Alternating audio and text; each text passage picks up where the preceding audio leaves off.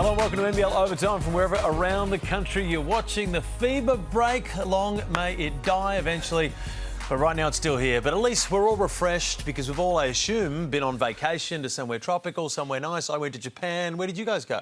I went to the cave in my house and laid there and watched all type of college basketball and NFL football. It was awesome. And you continue to work hard as well. We had overtime last week. We did a lot of other things. And other stuff. We don't get breaks. You didn't jet away anywhere? You didn't go and enjoy the sights and sounds of the beautiful wide world? How was your trip, mate? You know what? I think Japan's a little overrated. I'm going to say it. I think Japan's a little overrated.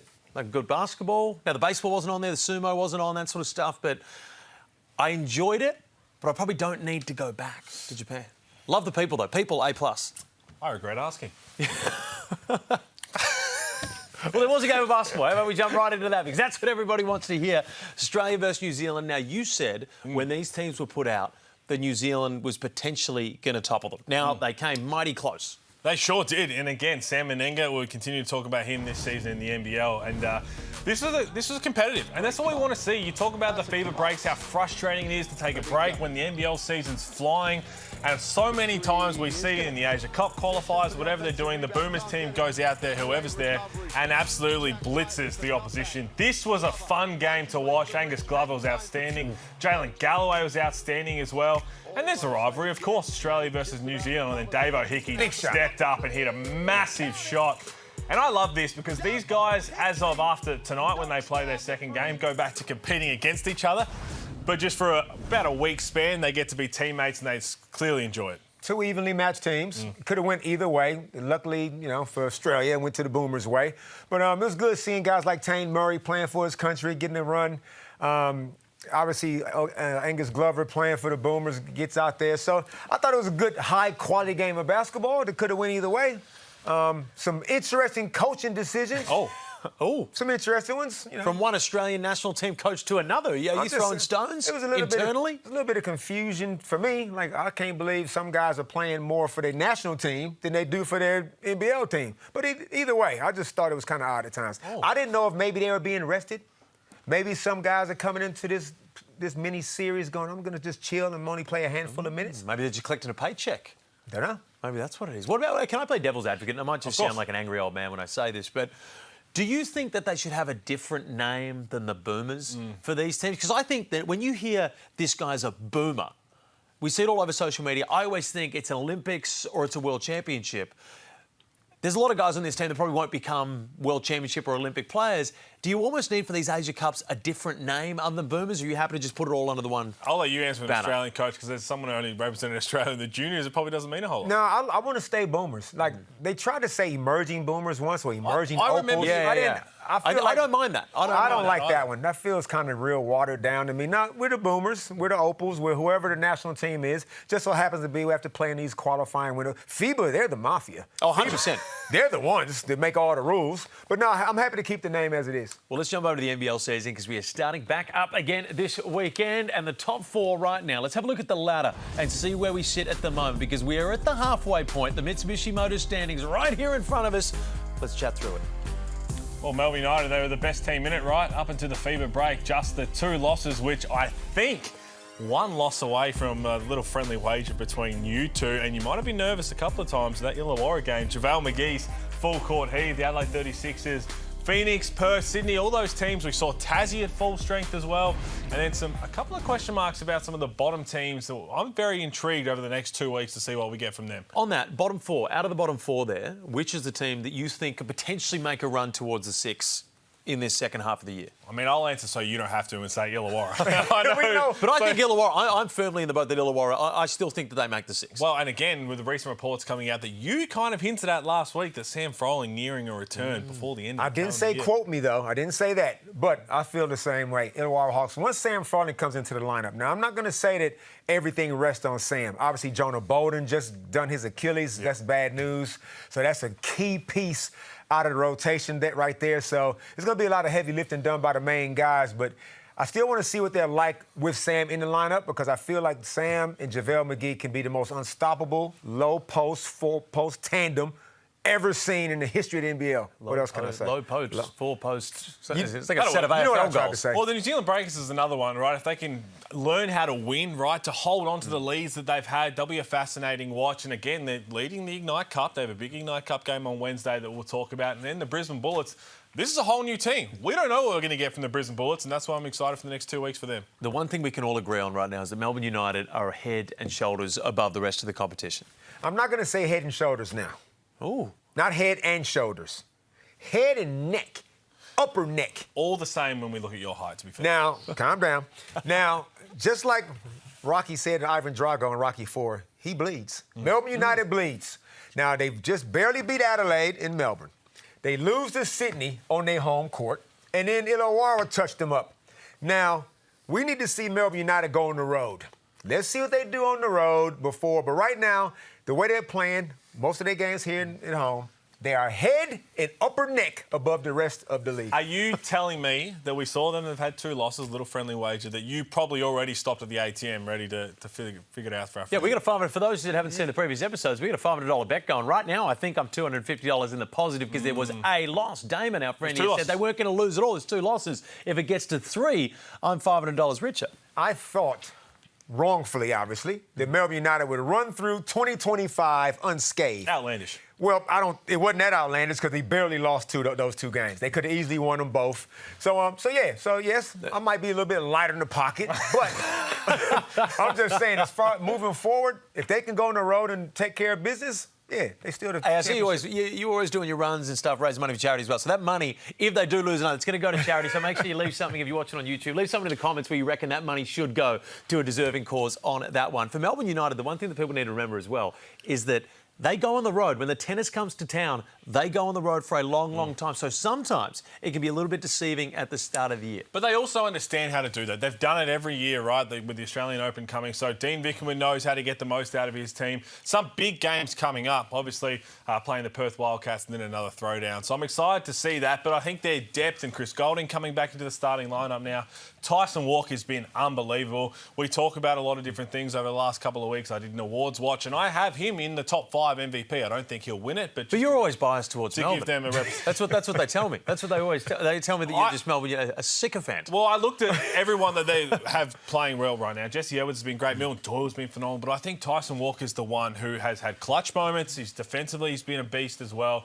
I really think he's been so pivotal for why they sit on the top of the ladder. The media talking about Melbourne. It's almost like Derek Rucker would put all 3 imports in the top 15. It's at least stuff like that's not happening. So we're not taking it too far with this. But let's talk the Adelaide 36ers, because right now a lot of people saying Bryce or bust. I reckon they're pretty good over the board. Now they've added the last piece of the puzzle. They've added Troy Brown Jr. He is now that guy. Now we still haven't seen the best of him, mind you. But let me just say, he is a point guard.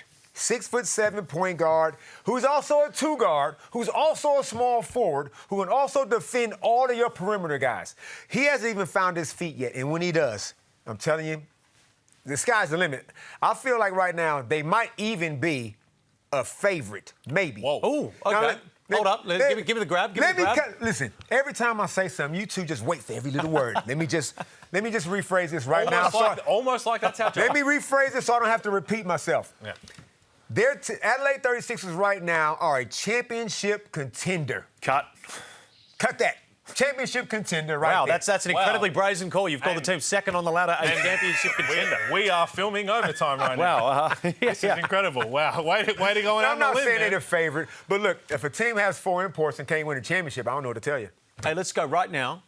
Adelaide, Melbourne United, 5-game series to the championship. Who wins? Who got the home court advantage? Oh, big time. Melbourne United. United. Adelaide. He's saying You saying whoever gets home court advantage wins. Whoever got home court advantage, I would take that. Yeah, I'll back you. I'm with you too on that. I think that as well. They're going to be fun to watch. You talk about Troy Brown Jr. I think he's more of a small forward 2 guard than a point guard. And again, with the Adelaide 36ers, who we're all super high on, I'm very high on the Perth Wildcats as well. The 2 things I need to see in the next 4 to 5 weeks when you want to see a team peak is the rotations. What's going to happen with rotations? Because there's some tough decisions to make with these teams who have a lot of depth, a lot of guys in similar positions when it comes to, you're only going to play 8 guys. You talk about a 5-game series, you're going to play 8.5 guys unless there's foul trouble or injuries. Some guys are going to be unlucky to miss out, and I'm fascinated to see what the coaches do. Ooh, if Melbourne United go to another 5-game series, You cannot lose Game 5. 3 in a row would be tough for them. What about South East Melbourne? I've said before that they're a hard team to get a real gauge on. Now, their losses have come to Melbourne and Adelaide. They're 4 losses across the season. So it's the top 2 teams. They seem to have no issues with anyone else. The issue is they don't have to beat the top 2 teams right now. They have to beat them in the playoffs. Okay, so yes, they would have liked to have won a couple of those games. I thought they had Adelaide at home, and then they let it slip. Full credit to Adelaide for that comeback they had. So I'm not pushing a panic button on behalf of the Phoenix. So they just need to make the top 4. So they can at least get a home semi-final, Pete, and then anything can happen past that. Yeah, I'm all aboard the Southeast Melbourne Phoenix because they hang their hat on the defensive end. And you go and look at the last 10 years of the NBL, if you're a top 4 defensive team, if you're an elite defensive team like the Phoenix are, you're going to be right there. And then if they're peaking on the offensive end, behind Sobey, Foxwell, Iwundu as he continues to find his feet, with all these other pieces, I think Angus Glover is so important to their success. If that's peaking, come the end of January, start of Feb, you know the defence is going to be the same because it's as good as it ever has been. They're going to be a really tough team to beat. They're the team that you don't want to face, right? You talk about them beating up on the other teams, and for the NBA that we see right now, it's kind of like the Detroit Pistons or the Houston Rockets where you see them on your schedule, you're like, man, we're going to play the Phoenix. Like, if you're coming off a back-to-back, you play Thursday, you got to go to Melbourne or the Phoenix are coming to town, you're pissed off because they're going to play one way, they're going to get up and in, and you're going to leave that battered and bruised, and if you don't look after the ball, you're going to cop an L. We've all got allegiances here. Now, you're close friends with Adam Ford, so you always, I think you always defend the Cairns Taipans. When something comes up, you're always, hey, no, let's glass half full sort of operator. The Illawarra Hawks don't have a glass half full, the glass full. It's overflowing at this point. I'm the Perth Wildcats. I love Perth. I love John Rillie, so I'm always going to back them in. But bias aside, I still reckon that they are one of the biggest smokies in the competition right now. I will give you that, a smoky. Now, look, they sit in 4th. With 2 games above 500. So they're playing some good basketball, and they've had a lot of change. Import guard change, Jaren really missing games, Dylan Windler missed maybe 1 or 2 games. They're still finding enough ways to win games. Now, they haven't, they lost to Melbourne United in a relatively close one. Like to see how they go when they get back to their joint. And this game upcoming game, that's kind of big. So they need to take care of that one. But no, Perth are doing okay. Whether they come 4th or not, it's up for some debate. I'm still all in on the Perth Wildcats. I really am. I've said it. I said it at the preseason. You were going to hold me to it because I think they've got all the right pieces. What we saw right before the FIBA break started with the Christian Doolittle mindset, how aggressive he was offensively. Windler's back now with JLA still there. David Duke Jr., I think, is the perfect piece. They need Jaren Rillie back. They need that unselfish point guard who's just going to be really settled and composed, which I think he's been excellent. But with all those pieces, and again, then John Rillie has to decide who's my guys off the bench. Can I get Pepper and Henschel both meaningful minutes and Sunday Detch as a perimeter defender? Someone's going to have to miss out at some point. But I am all in still on the Wildcats, and they play Melbourne at home on Thursday. And then they welcome Bryce Cotton back home on Sunday. So this is a massive round That is for the them. single, all games so far, that is the most I'm excited for. Now, out of all the coaches in the league, and you talk about rotations, the one coach who does not give a damn about your feelings, that's John Rillie. He will shorten that bench to 7 if he has to. He said the other day, I can't play everybody. So there's going to be no sooking. You can sook if you want to. John don't care about it. He's just going to go out there and put on the floor who he thinks can get the job done. Are we going to press on? Yes or no? Perth Wildcats beat Melbourne United in a 5-game championship series at the end of the year. Oh. You just said you were all in for the championship. You can't squirm when I bring Melbourne into the equation. Also... God damn, you sweating? Am I allowed to answer? You know what? I will say one thing. I think they could. I think they will win. But 2, when you ask a question, Felix, you let the person answer before cutting them off. He's very good. He's a whole... We'll talk about Derek Rucker's list. All-time cut-offs, he is number 1. You know what? You should get into politics because that was a politician-style answer right there. Perth Wildcats win it. Hey, can't wait any longer. Derek Rucker's top 15. Now, I'm sure I was over in Japan, didn't pay a huge amount of attention to it, but I'm sure there's no controversial things like, guys, superstars of the league like Bryce Hamilton will surely be mentioned. Let's see if I go down the list. What? Yeah. Where's Bryce Hamilton? Top 5 player in the league. Where on earth is Bryce Hamilton? Yeah, now look, first of all, kudos to our man Derek, the analytical nerd himself, who loves to go into that bunker of his and dig deep. He digs deep into the muck of all the analytics and the PRs and the defensive, offensive ratings. And, full credit to him because I don't have the time. But with all that being said, there's some flaws in that list. And I want to know is, why does Derek Rucker hate the state of Tasmania? What did the state of Tasmania ever do to you to leave off Not just one, Bryce Hamilton. Josh Bannon? Josh Bannon. Dude's averaging a double-double. And that 9.5 rebounds, I'm rounding that up to 10. Double-double out of all the 4 men listed. He's got Xavier Cooks, who I love dearly. He's got Zay higher than Christian Doolittle, Zylan Cheatham, and no Josh Bannon. And Nathan Sobey. I'm talking about the 4 men. Oh, right. But, yeah, that's my issue. And you know what? As someone, we talk about if he dislikes Tasmania, our fearless host over there is thinking, oh, finally, someone else to take some heat over. Because the Tasmania fans aren't fond of feeling. Oh, Bryce Hamilton's the biggest. Mutual, though. It's mutual. The Bryce Hamilton one's the biggest one for me. This dude's an absolute superstar. You can make the case right now that the All-NBL first team, that he'll get enough votes, and rightly so. He's been unbelievable for the Tassie Jack Jumpers. Cannot believe that he's not even in the top 10, let alone in the list whatsoever. And again, Nathan Sobey, a lot of people right now, if you're doing the MVP, he's probably the runner-up MVP because the way the Phoenix have been playing, Bryce Cotton's leading the charge, and Nathan Sobey 9th.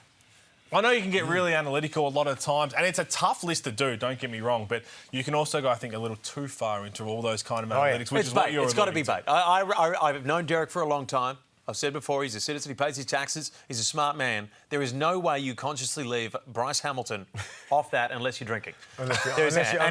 He stopped drinking like 6 months ago, so I can't even use that as the guy doesn't even eat anymore. He started fasting. I kind of wish, because we saw a lot of people online being like, and he mentioned it in the video too, he said he was hard to miss out. I would have rather he didn't say that so he could say, you know what, I just completely forgot. I completely forgot. It would have been a lot easier. And also, and I know you have Melbourne United leaning. Okay, I played there. I know, and so you should. Chris Golding. We spoke about this. Yep, too high. He's missed half the season. The season, that list could easily not have Chris on it. And so when people He's say, on the books. Someone's paying it. When people say, if you're going to put those 2 dudes on, who do you take off? I'm taking off Chris Golding. I'm taking off Xavier Cooks. And one last one. Yeah. He said that. Yeah. Milton Doyle. Based on this season right now. Based on currently as we speak. And Milton Doyle being, was he 14th, 15th? And you're the starting point guard or one of the starting point guards on the number 1 team in the league, and you way down here, and Jack McVay, who's on the worst team in the league, is ahead of you, that don't make sense to me. Because we're talking about just this season. We're not talking about the entire everyone's career, because that would be a whole different list. We're talking about guys who have been injured, guys who haven't played to their maximum potential so far in all their games. There's so much that goes into it. And, Other than that, the list was awesome. Yeah. Other than the players that were chosen on it. But I'll tell you what, it was actually formatted very nicely, 1 to 15. But let's jump into it. Ain't no cupcake league. Rest in peace to our man, Corey Homicide Williams, because Derek Rucker, he was playing out of the Homicide playbook right there, leaving Bryce Hamilton off, because that's the sort of thing our man would have done. I'm going to kick us off with this one. Now, I'm all for teams trying to sell merch and do all that. New Zealand basketball, I think New Zealand basketball's heading towards a golden age. One big thing you got to do when you're heading towards a golden age, you sell the jerseys of the players that are involved in the goddamn golden age. Revan Tarangi was not on that team, and they're flogging his jersey on Instagram. Shop now. You sure they don't say Breakers, Tarangi? Oh, it doesn't? No. You had me for a second. I thought I'd cooked that one. Nah. I'll take it away then. Well, mine is, and again, we see a lot of your stuff. We see a lot of how you're running. His chest, put the his vest, shirt, and you look phenomenal. And every time I'm just like, man, how old are you? Level 5.8. And to do that, and I'm like, that is fascinating. How do you make everything just look so athletic at your age? And truly, it's inspiring. And then I look at the other side of I don't want to say has-beens because he was in college, but look at... Oh, that's bad. Speaking of look at that swing. Hey, that ball's gone 150 kilometres an hour. What kind of swing is this? Look at You're this. supposed to be athletic, though. Oh, it was more of the swing. That looks better that you're backing away from how fast it is. Australians play baseball, too, so there's no... But it was the this swing, man. It was the swing. You know what the worst thing about that was? My dad was filming that, and it actually looked like he was embarrassed that I was his son, which he's had plenty of reason to do that beforehand, but... It's sort of like he put the phone down, he kind of moved a little bit further to the side so it looked like one of his, another person was his kid, because there was another guy filming me in there as well, a Japanese guy. Yeah, Japan again. Now, look, obviously, there's a lot of social media content, everybody. We're all busy doing stuff. We're promoting a bunch of stuff. And I saw a photo shoot the other day. Look at my man, Pete. Oh, God, what is it, 2017? What is that pose? What year is this, man? Is this Swaggy Hooley? Is it Swaglet? And Coach. Man, it's hard for Coach to look bad doing anything. But hey, come on, that's one of those Wiggles poses. Now, what I will say, and Damon, that sounds like a little bit of jealousy. If you need a professional photo shoot, you just have to ask, my friend. No, I don't, Pete. I think that's, firstly, the Hooly Doolies, man. Everyone knows who the Hooly Doolies are. Surely you know who the Hooly Doolies are. There's the Wiggles and the Hooly Doolies. Oh, what am I those doing ones. here? Oh, yeah. Yeah, exactly. Thank you. Wiggles. Comedy. Hooly dooly, comedy, screw 'em. We're inviting Josh King into the studio after the break. We're going to break down all things South East Melbourne, Phoenix.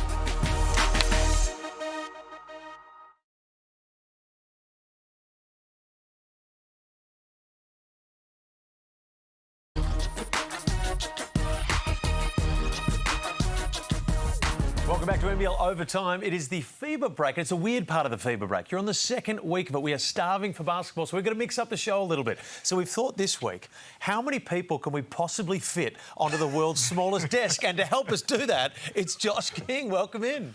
Thanks for having me. I'm looking forward to this. Josh, so far, man, FIBA break. We've had Thanksgiving. How did you spend your Thanksgiving time, man, and what have you got up to over the break?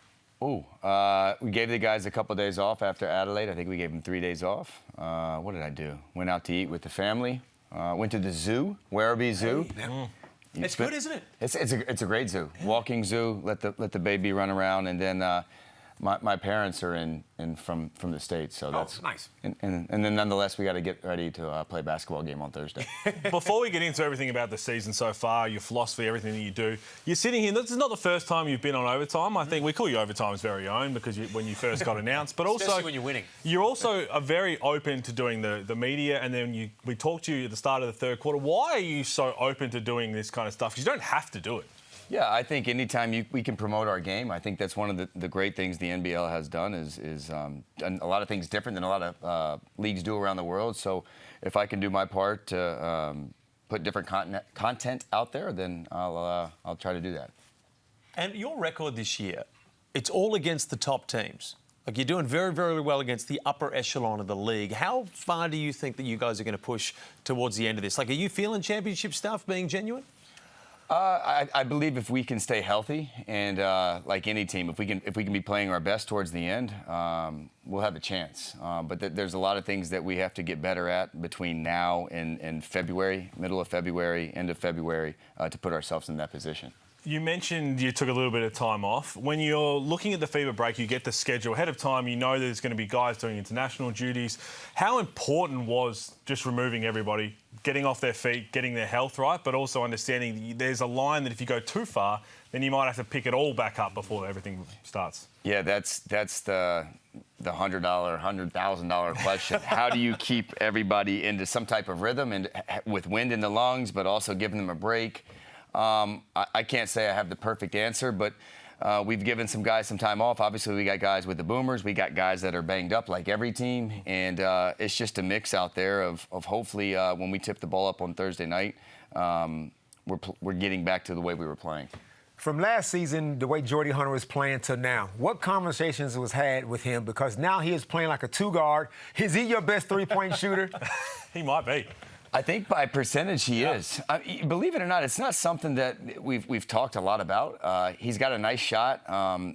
He's able to attack at the basket, and now he's added a three-point shot to his game where he can play inside out. And if you have a big that can be that type of threat, it allows you to do a lot of different things on offense. So we're excited he's on our team. Another one, Nathan Sobey, we talk about MVP contenders. He's been unbelievable, and he was unbelievable really since you took over last season. Did you know much about Sobes' game when you touched down in the Phoenix? And maybe going back and you've talked to other people about his growth, his career path even to get to the NBL, how hard he had to work.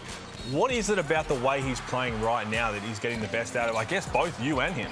Yeah, I think, well, to go back to your first part of the question, I didn't know a lot about Sobes. I knew who he was. I mean, he's played for a long time in this league. He's played overseas, but we haven't had a lot of conversation about you have to do this or that. The thing I'm the most proud about Sobes is the way he leads our team.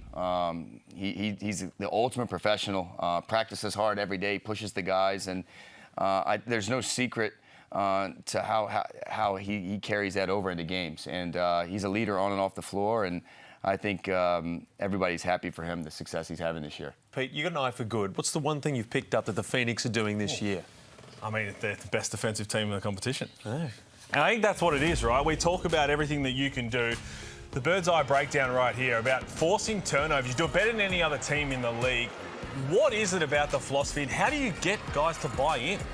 Well, defense is something we've talked about from day one on practice number 1 in August. It's something that it's a standard we set, and if you don't play defense, it's going to be hard for you to get out there on the floor. And we want to create a lot of turnovers, get up and down the floor, and play on both sides of the floor. And this is a big part of what we do here. And Josh, before you got here, John Brown III, he almost played in the NBL. He got here, it just didn't work out for him, right? I'm calling him the human vice grip. His defensive stance, he don't let anybody get easy catches on him.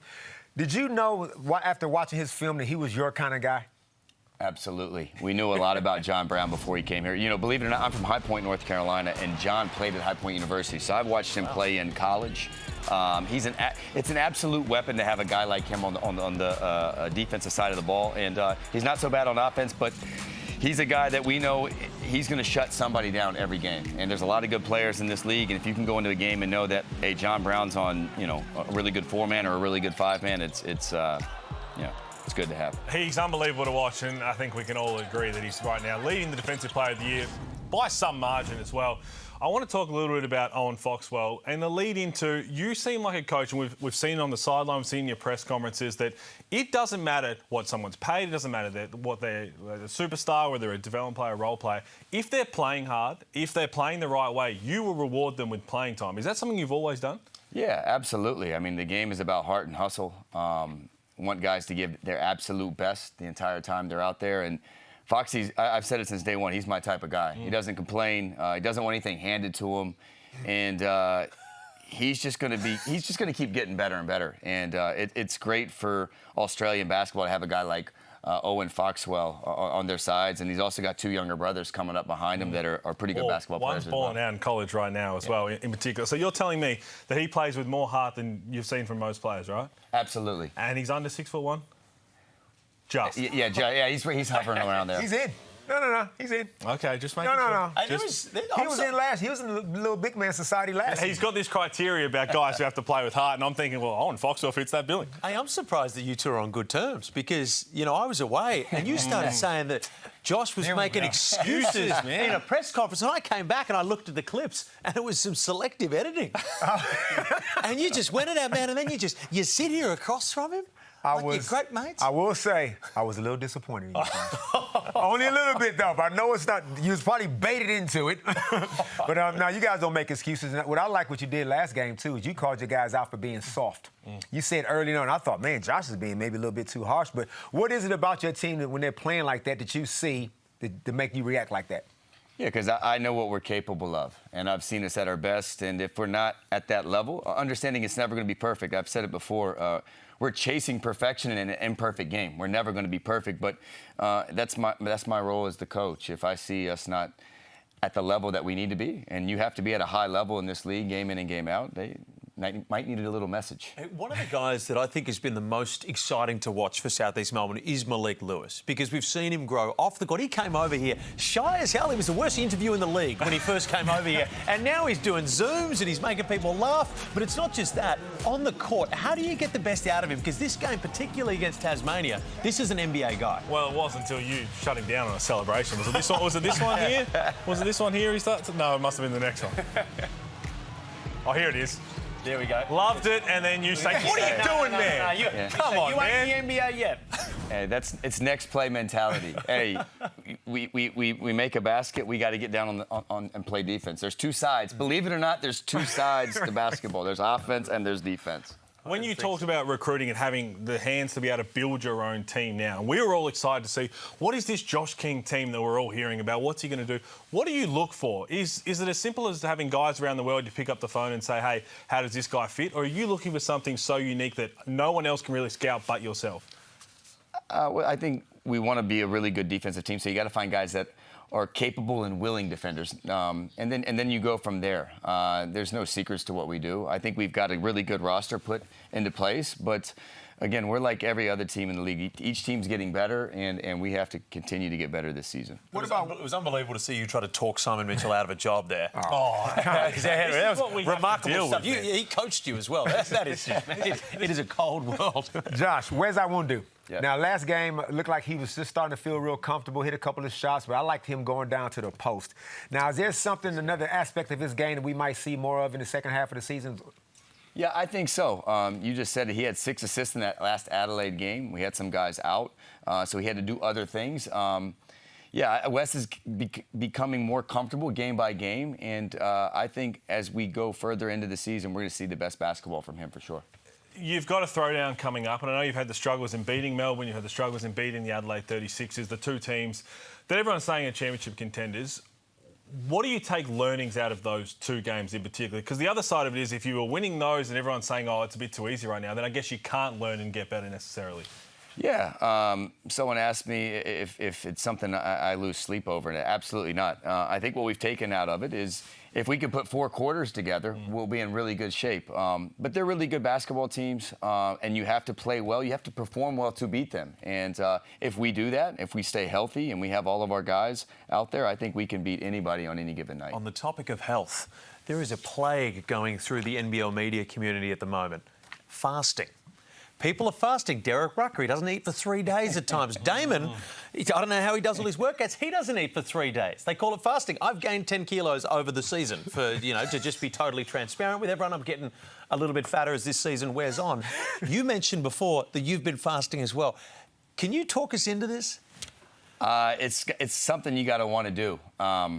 It's a reset for your body. You got to go and watch all the YouTube videos and talk to a professional before you do it. But I've found it to really help me out. And I know we spoke when you first touched down your love for coffee. So I do want to ask, your coffee order from when it first started, there's a few sugars involved, I reckon.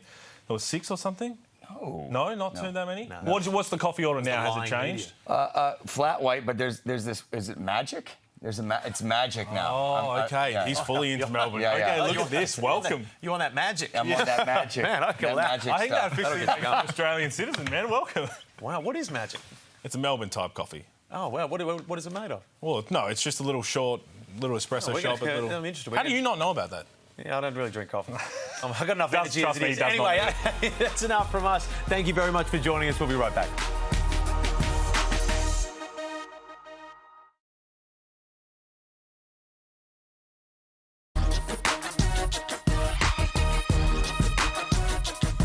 Welcome back to NBL Overtime. It's FIBA break, so we've got to find something to do. So we thought we'd bring in some of our favourite faces across the NBL. We just spoke to Josh King. There was only one other man we wanted to bring in the building, and that is everybody's favourite players, the face of the league at one point there. Casey Prather, welcome in, man. We would have loved to have you under better circumstances, still going. You went down injured, second league leading scorer at the time. How are you doing at the moment? Yeah, man, good. Glad to be here. Obviously, it's a big, statement that you say, especially with Bryce Cotton being in the league. But, I'm happy to be here, bro. There we go. Glad to be here. Casey, I've been singing your praises in your fundamental ways all season. Averaging 24 points a game, you making it look easy, man. What goes through your mind? Are you thinking, like, if I just get 6 points a quarter, I'm going to get this 24, no problem? What's the process in just racking up all these buckets? Man, I'm old school, bro. Now I got things in my bag where I can just pick and choose when I want to bring it out, you keep talking about fundamental, but I really got some, I got some more stuff in the bag, man. So I just pick and choose what I need, man, at the moment. When you look back at, I guess, the back end of last season, the start of this season before the injury, do you feel like you're playing career best basketball at that moment? Because we keep talking, and again, I was teammates with you. We know how you're a high flyer, and now the way that you go about it, we're just being able to jab step, getting to your spot, rising up, knocking it down. The stats would say that you clearly were. I mean, if you look at just on a stats basis, then you could say yes. But, for me as a competitor, as, what I think that I can bring in the future, I think it's another level for me to go. Obviously get this thing right and, I'm back at it. And on that knee injury, because you've had some serious knee injuries in the past where you didn't know whether you were going to play basketball again, this one is a separate injury that's not related to the first one, is what I'm being told? Well, no, so it's all related. I had hardware issues in the past where I knew that eventually that I was going to have to take this hardware out of my knee anyway, so it's unfortunate, but it kind of happened in a way that I can, actually remove the hardware and actually, focus on actually playing with a clear mind now. So I'm actually excited about moving forward past this injury. When we see, obviously, it was very emotional for all of us calling the game and clearly for you as well. You obviously feared the worst. I think the Brisbane Bullets feared the worst as well. What was the process like from that until finding out it wasn't the worst case scenario? Yeah, as soon as I fell down, it was a bit scary. But, I kind of knew what to expect. I've been through it, done it plenty of times before. So, I just gave it a feel around. Luckily, it wasn't what I thought it was going to be. But, I'm kind of happy with the results. That's good. Now, what about your team, right? So it's been a whole lot of turmoil throughout the whole season, imports coming and going, but you stayed consistent. What was your leadership like talking amongst the group, considering all that stuff that was going on? Man, stay with it. You know, I've been on teams where we started off, like in Perth. When I was in Perth, people were saying that's going to be the first season where Perth don't make the finals. And, so I'm pretty much just kind of even keel with my guys. It's more so just stick with it, stick with the process. Let's get better each and every day, and then the results going to happen when they happen. A lot of people in that game too, when you go down, it's out of hand. Obviously, you're losing the New Zealand Breakers, saying, why are you even on the floor? But I know you, and you wouldn't have it any other way. If you can get out there and be on the floor, regardless of what the score is, you're going to play one way and one way only until they literally have to get you out of there. 1,000%. Like, if you don't like the game of basketball, why are you playing, especially at this level, right? You don't have to. I don't have to. It's more so like, if I'm out there, I'm going to give it my all. So I don't have any second regrets or anything like that playing the game that I love so much. So I'm going to get out there each and every time and play the game. Hey, if I was second league leading scorer and I was trying to chase the first leading scorer in Bryce Cotton, I'm playing until the final buzzer as well. Let's just have personal life for a little bit, because Ariana's become, your wife has become such a cool member of our broadcast team, unbelievably talented. What's that like, having her in the media while you're playing?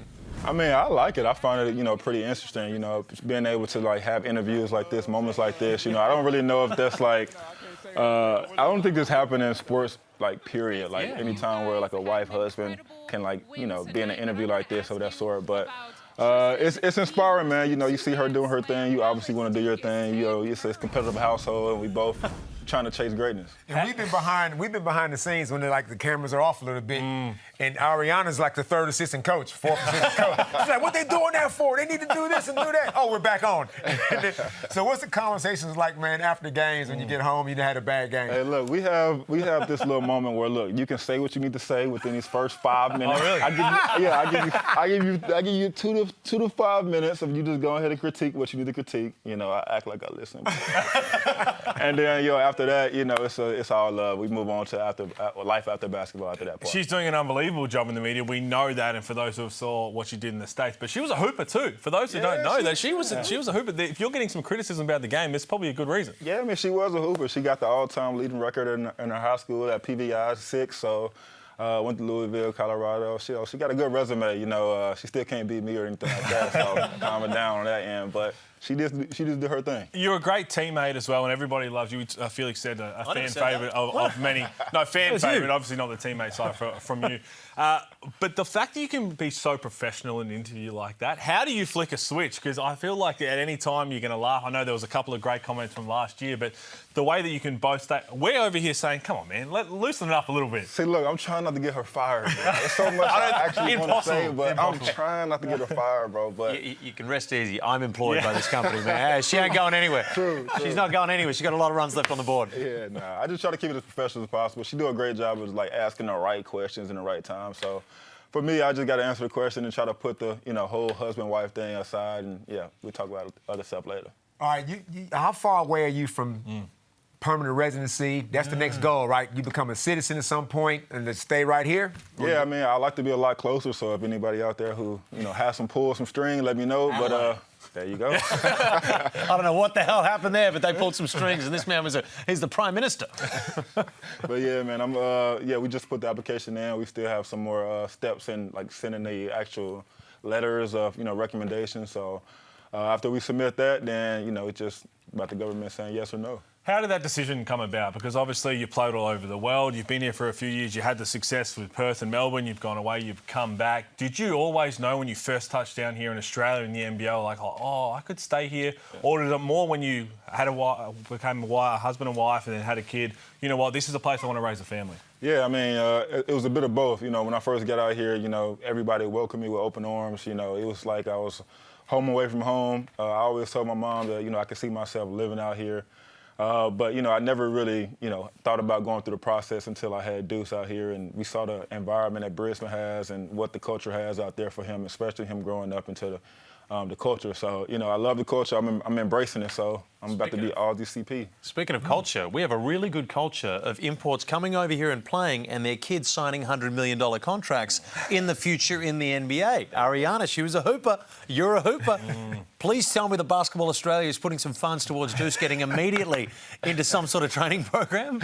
There you go. Now you're thinking. There we go. That's always the goal, right? You know, hey, can you imagine Deuce being on Aussie citizenship? 100%. I mean, that's going to be the next path, and we'll see what happens with the NBL in the future. The Brisbane Bullets for the rest of the way. Obviously, this is somewhat of a new look team now, bringing in Terry Taylor, Javon Freeman-Liberty coming back. You still being heavily a part of this team. What are you excited about from the guys who are still there? What can they achieve? I know it's been a tough start. They miss you now, but they bring in some new pieces, and we don't really know what to expect. I mean, to be honest, just the opportunity for those guys, right? If I'm a guy looking at it as a plan, aspirations, things like that, it's so much opportunity right now for the team. You know, everybody's counting us out. Everybody is saying, you know, we can't make it to the playoffs or whatever the case may be. But it's a group that still can be hungry and still have opportunity to go out there and prove everyone wrong. What about you? You're a guy, sorry, Dan. You're a guy that's been around the NBL for quite a while, even a little stint going overseas in between. But how has the NBL changed from when you started here to where you are now? Oh, young CP. Yeah, man. Yeah, I almost don't even recognize that guy. But yeah, man, there's just a lot of backing into it, I would say. You know, everybody's back home is like tuning into the games now. Everybody's just like hitting me up after the game saying how, you know, it was on ESPN. Not so much. Maybe Who's, but thanks, bro. But yeah, I think just the publicity that it's getting right now is just unbelievable to see, and it's part of being side of. It's all about holding up that trophy, man. That's you got two of them. Now, look, obviously you're one of the leaders of the team. So now your leadership don't take a night off. How are you still leading from the sidelines? I'm sorry, man, but I got 3 of them. So. 3? Yeah, I just want to put that out there. I got 3 of them things. I knew that. So. That's my bad. Nah, you all good. Second guest we've had you disrespected.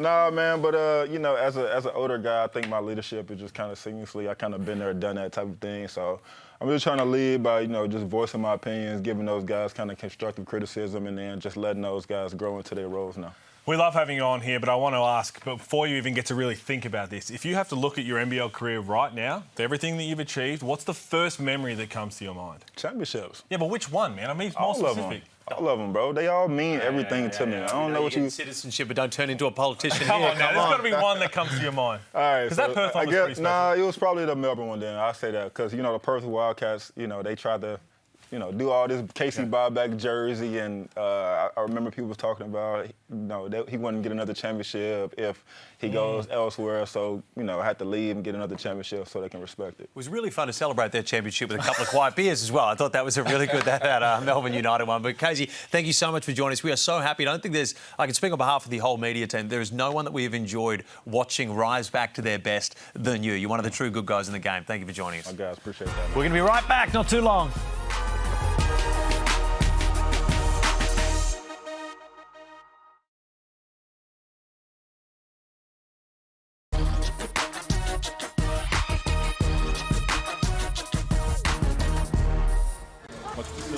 Fading away. Here's DJ at three-quarter time! One up. They cannot miss. He'd love nothing better than be the one to send the Kings on their way.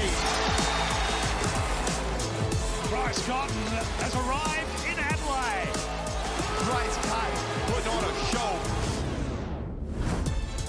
Don't you wish there was a JaVale McGee on that board as well? If that one had to counter that full court heave. But thanks to Mitsubishi Motors leading threes. Bryce Cotton up there with 54. Do you see anyone on that list making their way to Bryce Cotton? Nope. It's over. Nope. No. It's over. No, it's certainly over. So what's not over?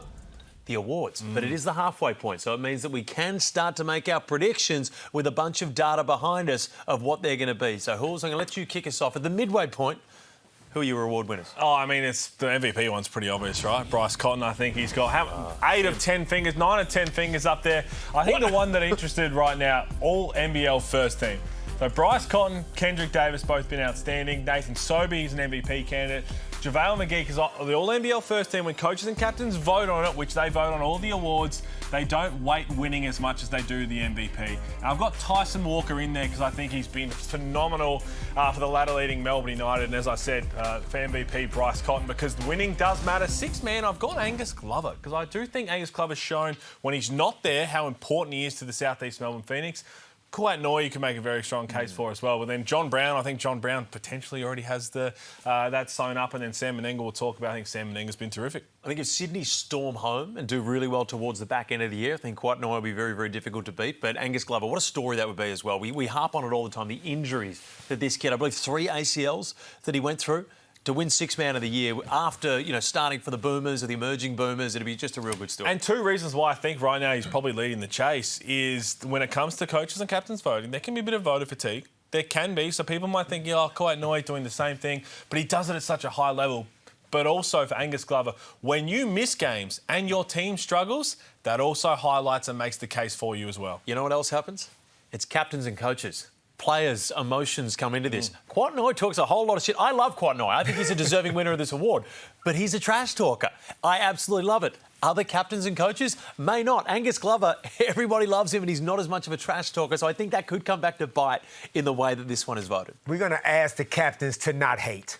I don't think they... Please don't hate. Oh, they do. I don't think they hate Kouat Noi, though. I think they love They don't Kouat Noi. hate him, but they might say something that one of them's like, you know what, he called me a clown or he told me to shut up. I would like to see also the captains actually put down so we can see who they voted for. Agreed. Just like you can look at ours. Agreed. And I hate these predictions, and you can make a case for some of everybody. Cue mine, please, Mr. Producer. You got Isaiah Liafa in there. So my All-NBL first team, Bryce, Milton Doyle, Nathan Sobey, JLA Jr., and Kendrick Davis. Why? Because they're all winning. I value winning. MVP is over with. Bryce got that down. Congratulations. I'm going with Kouat Noi to go back-to-back six-man. And like you said, Pete, the human vice grip, the bear trap, Mr. Big Rig. He likes to call himself John Brown III. That one's over. And Sam Menenga, man, most improved. And I think Sam Menenga right now gets the nod, but only because of the sample size we've seen from Dave O'Hickey. I think Dave O'Hickey's going to come home really strong because he missed a whole bunch of start of the season when the Hawks were poor, and now that he's come back averaging a triple-double. Remember, it is improving on the entire season, not the fact that he was technically the Championship Series MVP. It's improvement on the entire season, Damon, so he will have some competition with that Sam Menenga. But I also noticed, did you notice his All-NBL first team? Because when we did there this... were two names, weren't there? There was Bryce Cotton and there was Kendrick Davis. When you sat here, you sat on this chair. Here's the problem. I told you, next year I'm not even doing these preseason predictions. They're ridiculous. Like, you got all this wrong information. What am I supposed to base it off of? What wrong? Wait a minute. The pressure they put on you to put the list in, bugging the absolute hell out of me. What wrong information? Pete, allow me to. You just claimed the wrong you had in the preseason. You didn't put Bryce Cotton on the list, and you claimed that could have been due to wrong information. You had an entire career's worth of MVPs and championships. Hang on. I thought that Montrezl Harrell was going to be on the team. I didn't know he couldn't get off the weed. I didn't know. So now he don't play. That changes everything. That makes sense. No, that makes sense. I'm Kendrick standing Davis by that one, one. I still think is interesting, but you had the Dally sort of aspect. But while we've got you on this hyped up energy, beat the coach. Got me all fired up. Yeah, beat the coach. Let's talk beat the coach. How are you doing? So this week's team, you couldn't do anything last week? Yeah, so I've retooled. I had a week off just to rest the muscles from kicking so much ass. So I got Kendrick Lopez. I got Lat Mayen. You probably didn't see that one coming, but I still got some faith in Lat. You say Kendrick Lopez? No, I said Kareem Lopez. Okay, you did. No. JaVale McGee might go for 50 against Cairns. And speaking of 50, when Bryce gets to Perth, to Freddy Krueger, he's coming to scare everybody to death over there. And Sean Bairstow, I'm expecting some minutes out of him, and Benny Hitchell's going to get me some buckets. So you talk about wrong information. What minutes from Sean Bairstow? He's going to get some. I'm thinking he's going to get some minutes. I don't mind that. Hey, there's a salary you got to stick to. I've spent all my money very wisely. Now, speaking of the Mary Jane, you start with Sean Bairstow, the DNP. You don't get points for DNP. He might get some run. Okay, I'll tell you what, this can be fantastic. Is if he hits the floor, you're going to look like either you're a genius. Well, he's going to now, isn't he? Hey. I've spent wisely. That's the main thing. We're going to call you Enron if he hits the another floor because you town. knew something that we didn't. You can scan that How QR long is code this show as well. going for, man? Got me all fired up. It's 2025. Rewind your TV and scan that QR code if you want to get involved. We're going to be back on the back end of this to wrap it all up.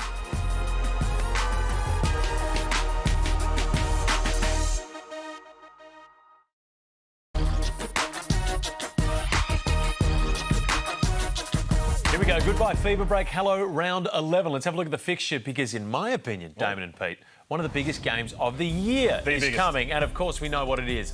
Perth versus Adelaide. You see why it says 4:30 p.m? That's because it's in WA. This is going to be amazing because the Perth fans, they throw logic out the window sometimes. We saw what they'd said to Casey Prather. He mentioned it when he left. God knows what they're going to do to Bryce Cotton. He might have to wear a helmet. And speaking of logic, that 4:30 time slot is the same every Sunday for our Channel 10 games, but I'm looking forward to this one because that is as exciting as it gets. You raise a very fair point, Pete, and I'll take it on board the next time we read the schedules. But can we bring the schedule back up on that one? Because it's not just Perth versus Adelaide on this. There's a couple Perth of and good Melbourne, games. that's at 9:30 it says on there. Eastern Perth and Melbourne, time. there we go. Okay. That's going to be on Thursday night. That'll be a whole lot of fun. They That's always what play close. AEGC means. Yeah, that's okay. exactly. Well, now that we've worked that one out, we can move on to the Ignite Cup, which is also going to be exciting, and that's on Wednesday night, from what I've been told. And you know what? Back to what you said before. It's not Bryce who's going to need the helmet. It's going to be the defenders of the Perth Wildcats because he's going to be. Oh, come on, man. 40. What's the over and under? coaches cans. What's the over and under? Oh, that was bad. I actually thought you said 40. No, I just went from a country where people didn't speak English and they made better jokes than that. no. I said I didn't say 4D. I mean 14 points. Pete, Damon, I know I come at you a bit, but this was not you. I was coming to Peter. That was Okay. Let's just all take a moment and understand what just happened. I thought that was because I've had some shockers on here. I will be the first to admit that. I'll say 45. Over 45. Okay. There we But the go. Ignite All Cup right. on Wednesday. I'm going to say 16. I reckon they do a good job defensively. I reckon they really lock him up. I reckon they just get it We done. have lost the plot here. The Ignite Cup on Wednesday, New Zealand Breakers. This is a massive opportunity for them. I think they'll turn their season around a little bit here in December, but they are flying right now. 1 point off having maximum points so far. The Sydney Kings, who we know their Ignite Cup hopes are done. So now it's all about the New Zealand Breakers. Can they if they don't win, can they at least get a couple of points? They just need to get there. Just get to the Gold Coast. Just be one of the two teams that get there. 400,000. I mean, incentive enough, and they're tough on Wednesdays. They are tough on Wednesday. And they can also creep up the NBL ladder as well. Well, that is the added bonus to winning these games. You can also creep up the NBL What a ladder. fantastic addition it's been. But on, I just wanted to on the topic of the New Zealand Breakers, you picked them as a team that could potentially climb up the standings. Of course, Illawarra are another one. How high are we on them? Because I'm quite high on them. They were a team that I picked at the start of the year. I even said when they went on a skid, I like their roster. They've had leads 6 times in the fourth quarter and gone on to lose all those games. They've had 4 games they've led by double figures and have gone on to lose those games. So the pieces are there. We'll see what they can put together. I think they're getting hot. They starting to warm up anyway. Well, imagine if they knocked Illawarra out of the 6, a little last-minute battle. Maybe not. Oh, that trans-Tasman violence right there. Hey, thank you for joining in. Make sure you get involved in Beat the Coach as well. Keep rewinding and scan that QR code. We'll see you next week.